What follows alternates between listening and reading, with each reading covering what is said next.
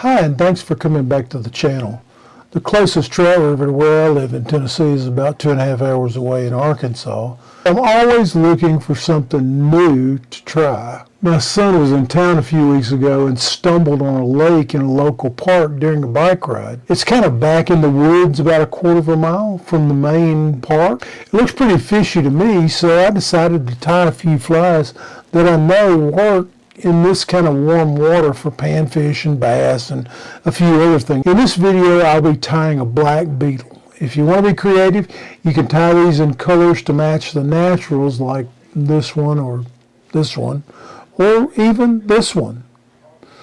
Or you can just tie it black like I'm going to tie it. We're going to tie a beetle, a little terrestrial.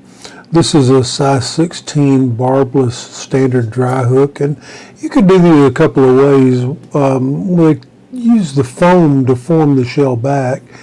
You can cut a strip that's a little wider than the gap and put an arrow point on the end of it.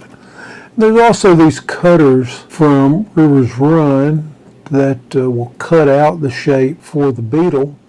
And I've got some of these cut. The cutout looks kind of like that. And so what I'm going to do here is start the thread. This is a black 8/0 flat thread. Just going to start it and then kind of come back.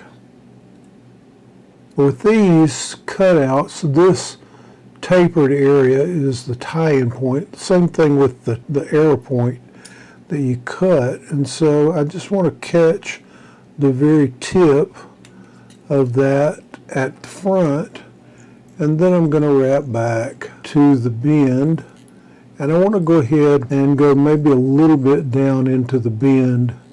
I want to get all of that tapered section covered up. And I've had good luck with a couple of different colors. One is a peacock and the other is a chartreuse.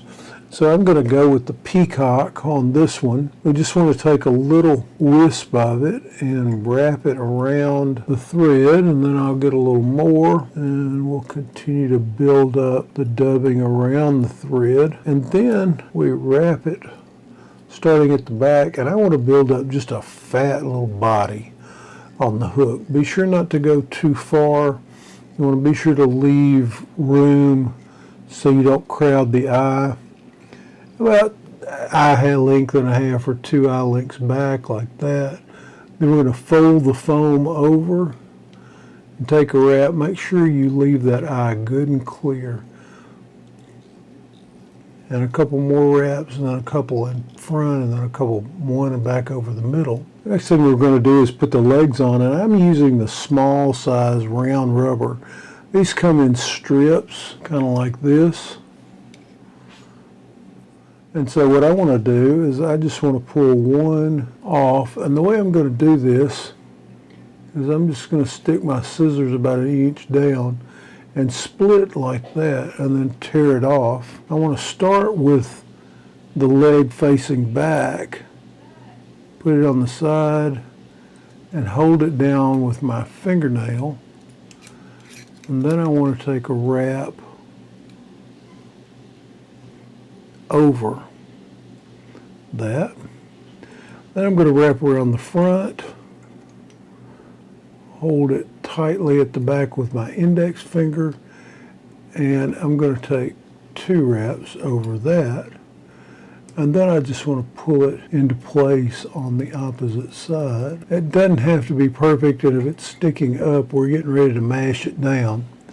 The last ingredient here is just a strip of some brightly colored. It can be pink, yellow, whatever looks good for you. This is not for the fly, this is for the fly fisherman, so you can see it.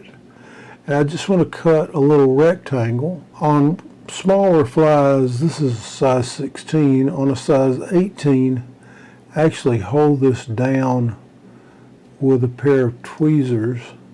It's easier for me. And then I'm just going to take a wrap over it and another wrap. This is just a cider, just to make it easy to see the thing in the water. And then if you need to adjust the legs a little bit, you can. And then the last thing we're going to do is take a whip finish. You can whip finish a couple of ways. You can whip finish across here in the center, Or you can do what I'm going to do. And I want to show you a trick. This is one, a lot of times, for example, on this, there are materials I need to pull back so that I can whip finish. And so what I'm going to do with my whip finisher is I'm going to catch the thread and then hang that over the second finger. And then when I gather this up to pull it back, I'm going to gather the thread that's coming from the bobbin along with everything else.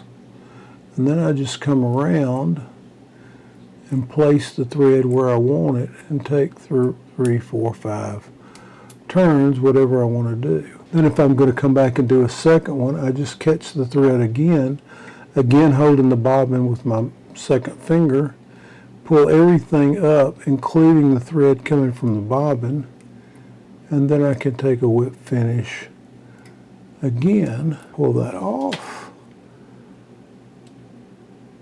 I'm going to pull the legs to where I want them. I'm going to clip this. Let me shorten that just a little bit. This is however you want them. And then the back legs, I usually just pull out, clip off. And the last thing is to pull the legs back out of the way and trim the front to make a head.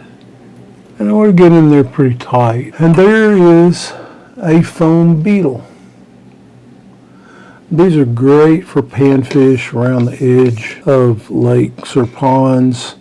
And you can also dub this with a chartreuse ice dubbing. That's a size 16. Thank you for watching. Subscribe for all our videos and tight lines.